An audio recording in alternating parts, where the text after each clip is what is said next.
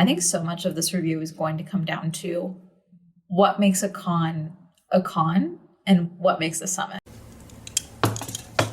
That's it. That's my intro. Hey, I'm Amanda, you're watching Swell Entertainment, and today we are talking about Beautycon. It's second year back since it was... canceled's not the word. It ended due to financial issues in 2021 was like the official reason. But there had been a lot of issues with it, even prior to lockdown and everything. So that's what I knew it for mostly. Like I had heard of Beautycon as like a setting for various events of social media tomfoolery. In July of 2019, I had actually DM'd Beautycon because they had announced a guest that I had a problem with, that many creators had a problem with. This person was someone who had admitted to having relationships with minors.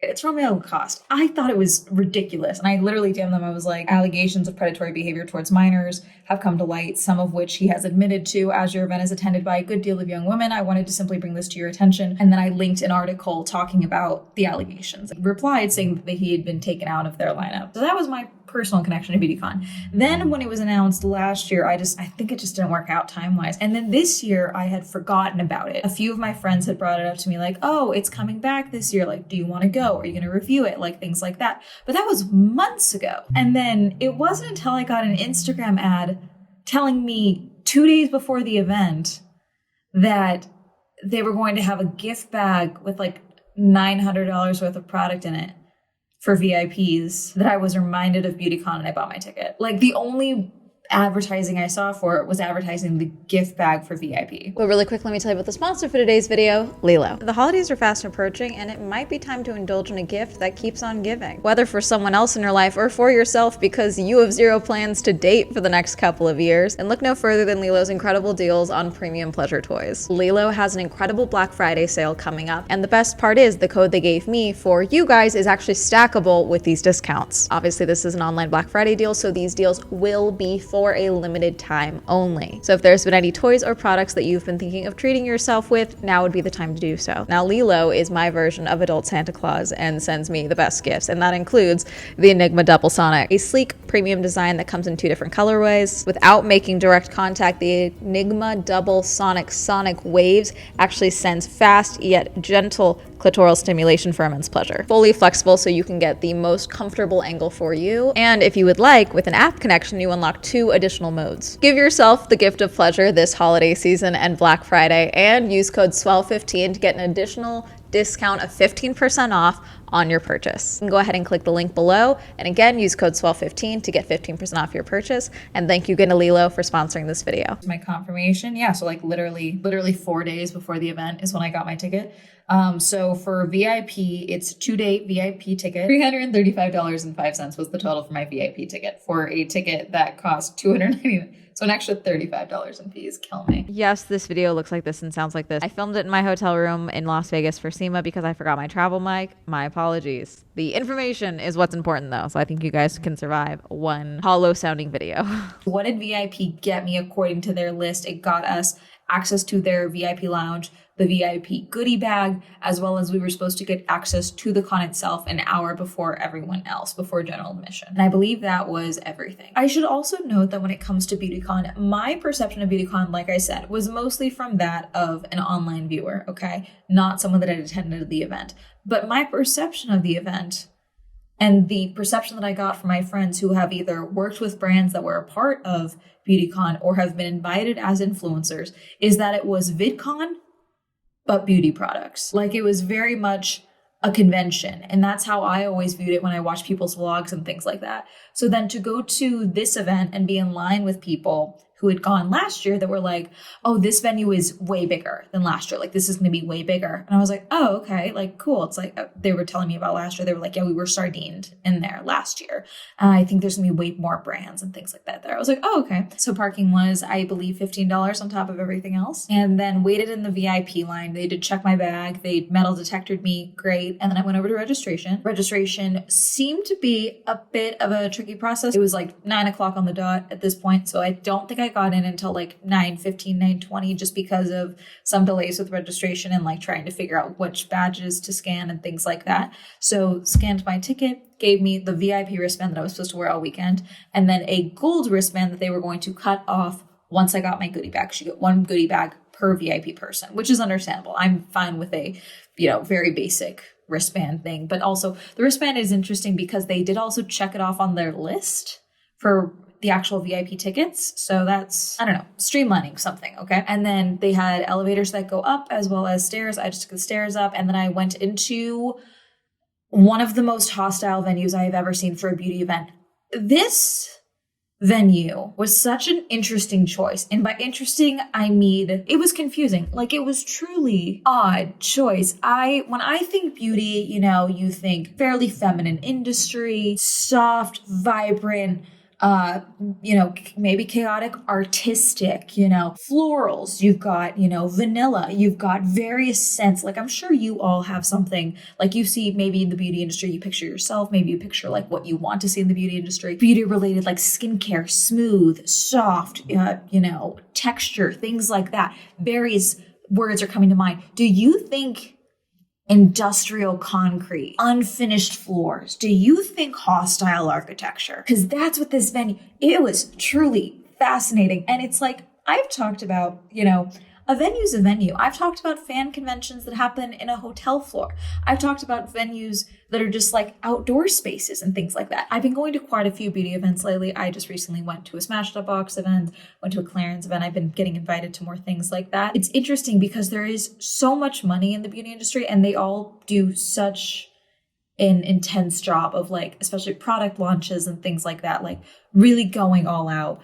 And so then to come to this event and see that not even carpet was put down, curtains weren't even really put up. Like, you guys didn't really make the space your own much at all, was interesting. Basically, the bulk of the event, the main floor of the event, was a big U-like space. Okay, so when you walked in, they had a big bar sculpture of Beautycon with flower detailing all over it, which lovely, fine. And then throughout the event are these boxes, and inside these boxes are sets for you to take photos. The acoustics are fascinating. You've got your main stage, okay, which you had better seating here than I would expect because you guys did bench seats instead of individual seats. Also, this happened a bit the first day, and then I didn't see it at all the second day, but you can see the LED screen behind them. During this talk in particular, this is the hair talk panel, they kept flipping the colors of the Beautycon logo, I assumed to make it look like different photos or to give different color backgrounds, but it was very disorienting, and I'm assuming looked very weird in photos actually, so I think that's why they stopped doing that, which I'm glad they stopped. It was distracting. Smart, but because you're in a space with a bunch of concrete beams, a good amount of the views were blocked via the concrete beams. You had screens, I believe one on each side, but they were next to the stage. And so if I'm sitting in one of the seats for this, one space, panel space, basically, I shouldn't have to use the screen when the stage is right in front of me, but there's a giant pillar of cement right there. And I should note, they also had decals, like vinyl decals on the walls and spots like that, and on the windows. And their stages themselves, especially the main stage, they had like a big stage design with like details for Beautycon and a giant screen for Beautycon and things like that. But I was also like, what else? And then because the floor is laid out the way that it is, this event would get busy, but it never looked full. It would be sections where it just looked empty. They had a bunch of booths for different brands. On one side, you had Cetaphil, you had Pixie, you had Anastasia Beverly Hills, you had Palmer's, you had Shea Moisture, you had a bunch of brands like that, okay?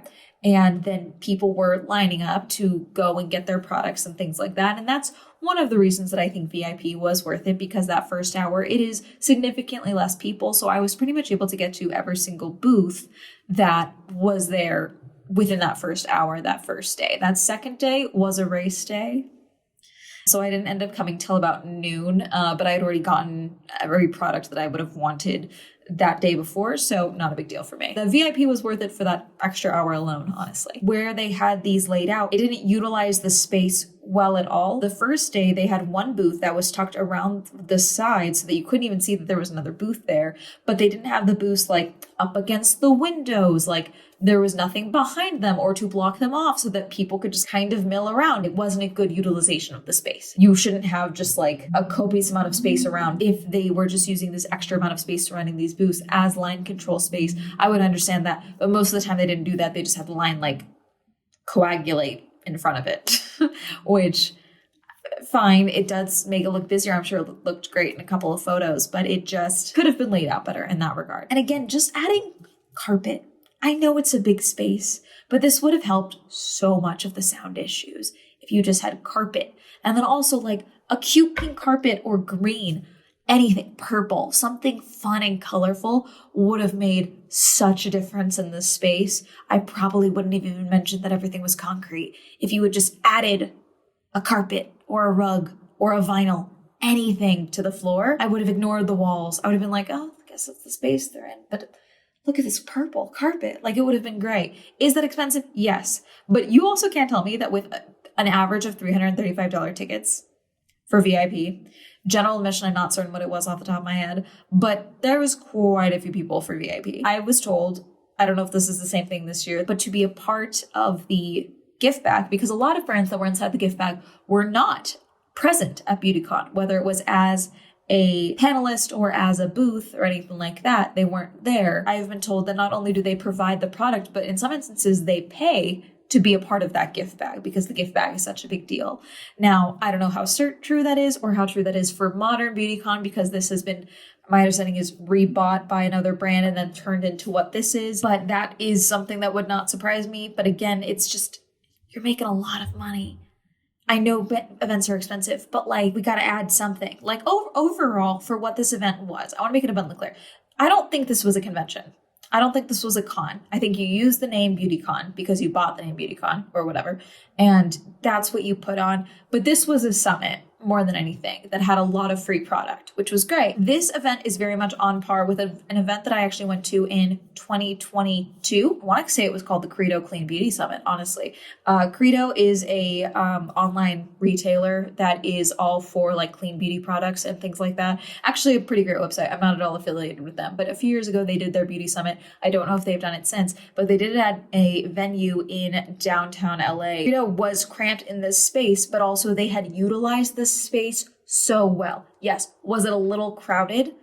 Yes. Were the beauty brands really well spaced out? And did I get to talk to every single brand, even though I didn't get there early and things like that? Yes. Like overall, it was a very well thought out space for the venue. They had a little outdoor area. They had a couple of brands outside. They had snacks and drinks and food out back and things like that. Okay. And then they also had talks, multiple different stages for various talks of different beauty founders and things like that. That, aside from the space thing, is basically what Beautycon was, where there was a lot of brands talking about their products and giving samples and things like that, and a couple of emerging brands. One thing about this event, the first day, second day, not nearly as bad. So I don't know if a conversation was had. I have no idea. The first day, some brands were like very weird about the fact that I was like not trying to buy anything. Fair, but I don't know what your products are. I'm just taking a peek. I'm trying to learn more about your brand. Like, do you want to buy some? Not really. I don't know. So I just thought that was interesting. Those were a few of the emerging brands, which I get. You don't need to give out free samples or anything like that. But even something as simple as me being like, oh, like, do you have like a business card or like any, like a product sheet, anything? Because a couple of brands did have product sheets. They'd be like, oh, you can follow us on TikTok. Why would I do that? I get it. It's a marketing tool. Fantastic. I have no attachment to your brand. I don't know if your admin is funny. Why am I going to follow you on TikTok? Just an interesting choice. Like, even if you had sat there in front of me and filmed a TikTok, I might have been like, oh, that was funny. Like, I might have followed you. But like, to learn more about your brand, I have to follow you on TikTok is like crazy. But this was very much in line with the beauty summit that I went to. Okay. So I think that overall, this is not a con. This is a summit. And I think that if you start pivoting, BeautyCon is now Beauty Summit or something like that, I think that would be a good move, because I think that really sets people's expectations a little better, because the talks were amazing. I watched some incredible talks. There was a founders talk that I watched. There was a beauty talk one that was all founders of companies that had started as creators or started selling via TikTok or TikTok shop. That was a great conversation. Again, the audio issues, something that they could have done, because these were very high ceilings, But I do think that if they had just gotten a couple of curtains, these didn't even need to be blackout curtains. They just needed to be like thicker curtains. And I get it. You probably wanted to make it so that everyone could see everything and things like that. But separating out these spaces with curtains, at the very least, I think would have helped the sound issues immensely. The early first day, I mainly was at the demo stage before I left because I had a birthday dinner to go to, mine. And I thought it was very odd that the speakers before the panel started, this did get better as it happened, as one of the panels that the demo was happening. It was picking up the frequency from the other stage on the other side of the floor. So we were like hearing feedback from that. And I was just like, okay, that's an audio issue. That's not necessarily acoustics issue. Okay. But then, going over nearby, you got music blasting in the middle because brands want to have music coming. A lot of brands had their own DJs, which was kind of cool. And then they had their overall DJ for the event as well. But like when someone's doing a demo, I don't want to hear Sabrina Carpenter blasting, because I'm trying to listen to what she's saying. That would have just helped because then you just have like the effective music without drowning out the demo that's happening, or even the panelists talking in certain times. Like multiple times yesterday, I heard panelists be like, "Oh, sorry for the noise," because we were right next to the emerging brands section and people were just talking and being loud, which is fine. There's no reason for them to be quiet. That's not a big deal. But like your panelists shouldn't feel the need to apologize for the fact that the audience can't hear them. That's not a good move. I just feel like curtains, rugs, things to help with some of the sound issues. I do think that would have made a hell of a difference. Okay, I want to talk about this as well because I do think this is a bad example. Because on the other side of the main stage was a couple more brands. They were, again, poorly spaced out. Because the girls that I spoke to the day before told me about last year and how it was really cramped, I do think maybe the planning this year, they were like, let's just go bigger. And like that'll deal with all the issues, and didn't really know how to deal with this size of a space or what, because especially this side, it was like 1, 2, 3, 4 brands. I think you would like use code to like design nails. I tried to do one with cars and it didn't really look like cars. So then I did car and then it was like weird. I don't know. Then you could like take a photo of it. It's like, oh, this is what you can do with code. I'm like, that's cool. What would have been really cool is if you had a way to like print that onto like a nail sticker. And then I took that instead of just me getting random nail art. But that's me getting nitpicky about a booth. But in the middle of the space, which this broke my heart because I was like, as I was looking at this display, I was like, God, this could have been so cool if it was done well. They had what they called the museum or the beauty museum, okay, about various beauty trends and things like that throughout history, okay, throughout like, I think several decades. And they were just like trifold graphics on giant blocks, which I'm sure in theory they were like, this is perfect. In practice, why did we do this? I don't know why you didn't make this like a full museum. In my head, I'm thinking of the museum at KCON, where it was like various idols, like iconic outfits with like photos of their looks and things like that. Like I am picturing obviously that, but like in makeup, like trending products at the time, historical products, even like a full display of like wig stands with wigs of like different hairstyles throughout history. Like that would have been so cool. And you had the space for it. There was so much space in the middle of this room. This would have filled out the space. People would have been through here more. You could have showed like even had various makeup artists. This would have been a really good way to highlight artists as well. Because you did highlight artists in this thing, but in the museum, but I do think this would have been really cool as well. Is like, I'm blanking on what they're called. These sheets where it's like a plain outline of someone's face, and then I'm not a makeup artist, okay?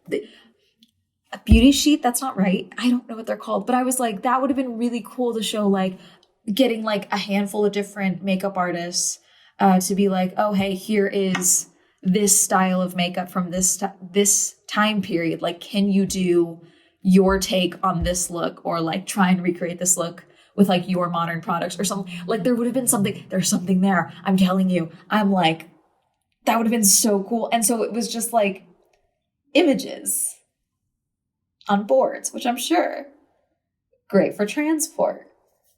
But in practice, this could have been cool. Museums are things, like museums are like exhibits. Like we could have done like a really cool exhibit here. And I don't know, if you take anything from this, please, the museum could be so cool. I have ideas. And they also had another giant Beautycon logo out here. One brand, I don't remember who it is off the top of my head. One of the booths was a good 4 or 5 brands broken into little sections within their booth, which was really cool. So like when I walked in, they were like, so you can pick one and you do X, Y, or Z, and then you sign up for like the mailing list or something. So one of them was Dr. Teal's, but they also had like, I think they said hair braiding and then false lashes, hair gems, nails. I'm not certain. No, I don't think it was nails. But the Dr. Teal's I went to because they said they were doing massages, and I am perpetually uncomfortable. So I was like, I would like a massage. So that was nice. Got a nice massage. And then they gave me a full-size scrub. So I believe all of the ones you got a full-size product from after that 9 a.m. time slot, that line got insane. I never went back over to that section, but when you walked out, you got a goodie bag with products from all of the booths, all of the companies within that booth. And they ended up, I think, having way too many bags because by the end of yesterday, they were literally walking around giving people bags. They gave me one and were like, do you want 2 more? It's like, I'm okay.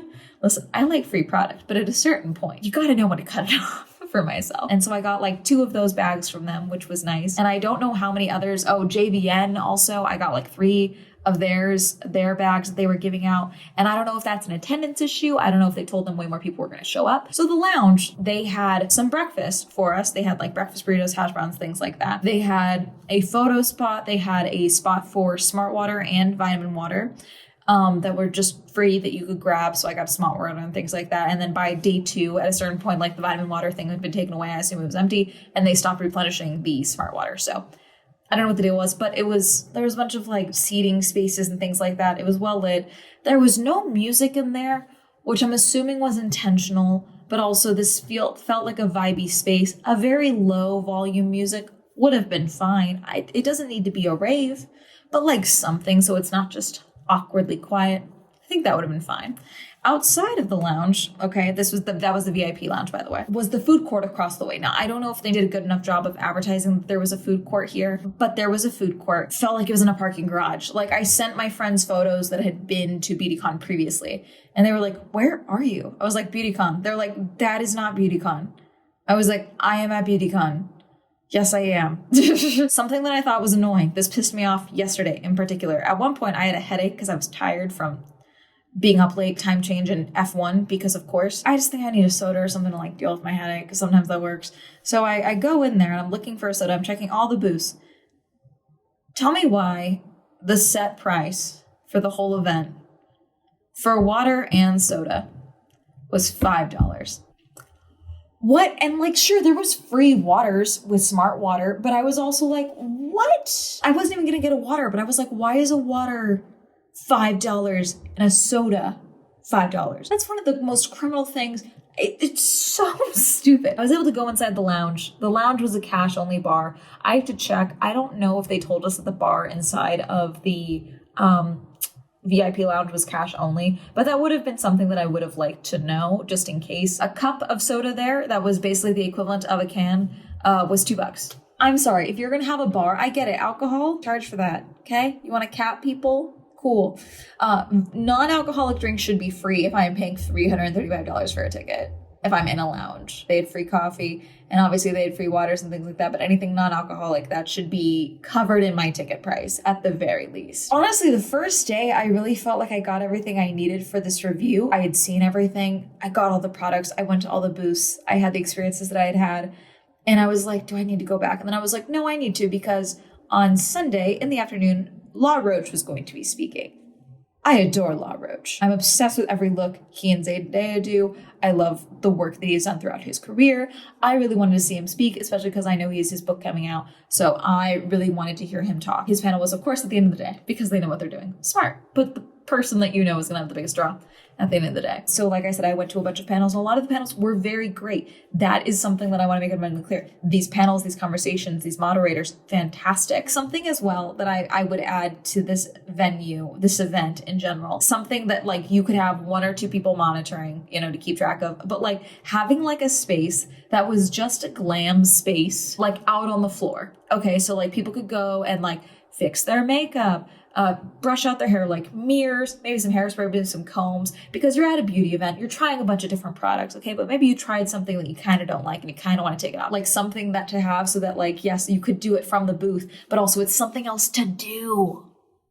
You need things to do here that aren't just going to brands when you only have so many brands. You know what I'm saying? Like this is a full day event and I just feel like there's nothing to do because I don't think you have enough demos. So like the amount of times that I would be walking around and I would just people seating outside because you have no real seating inside. I know I'm sounding harsh and it's because there was a lot of good here and I do love beauty events. I want this event to continue to go on and grow and get better and maybe go back, maybe not to its former glory because there was issues with that from everything I've heard. Law was going to also be giving out copies of his book that were signed and doing a little meet and greet. Now, I'm not a big meet and greet person, but I did want a copy of the book. I got in line like the last 5-10 minutes of the talk. I'm like getting a couple of photos and Law goes, oh, that's real pretty. But you know what? Let's go higher. He was right. The higher photos look better.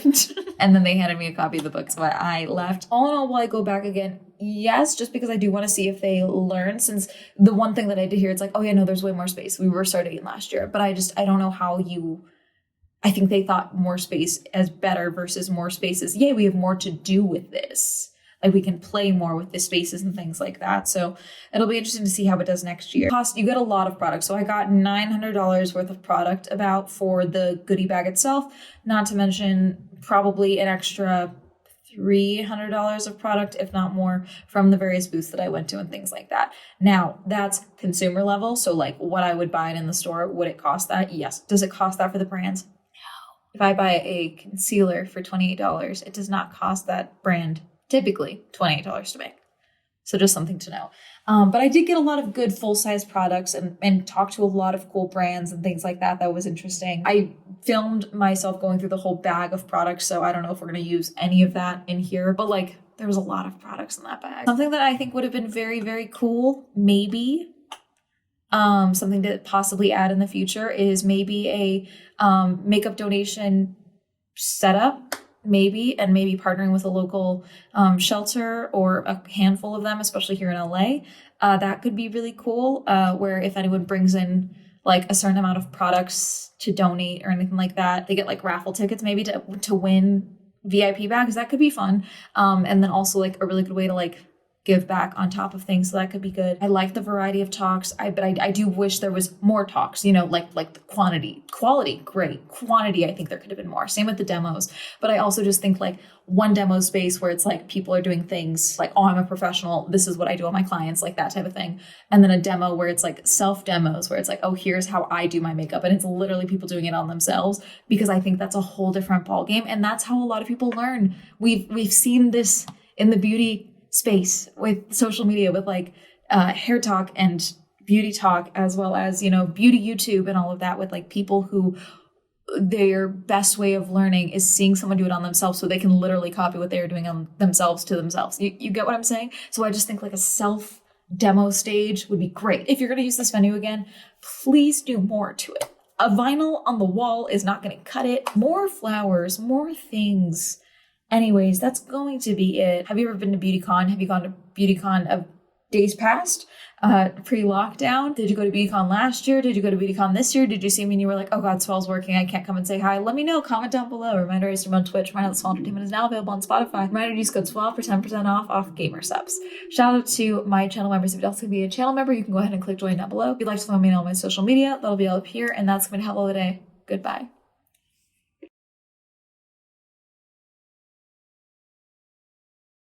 When is Amanda going to do a convention? When is Amanda going to do something? It would never be something big. It would be like a small fan event or like a summit or something like that. But like, I'm giving myself a lot of beauty event ideas.